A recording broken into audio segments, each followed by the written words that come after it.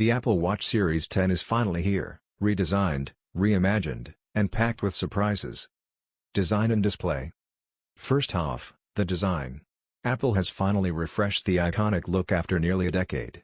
The Series 10 features a larger, edge-to-edge micro-LED display, thinner bezels, and a sleeker, flatter body. Sizes now come in 45mm and 49mm, with an ultra-premium titanium variant that screams durability. It's noticeably thinner and lighter on the wrist compared to Series 9, but still manages to feel robust and premium. Performance and chipset. Powering the Series 10 is the all-new S10 chip, a leap forward in speed and efficiency. Apps launch faster, animations are buttery smooth, and Siri now works fully offline thanks to onboard processing. This is the fastest Apple Watch ever, hands down. Battery life. Battery life has actually improved. Apple promises 36 hours on regular use and up to 72 hours in low-power mode. That's the best we've seen on a non-Ultra Apple Watch, and it lives up to the claim. Health and fitness. Apple doubles down on health.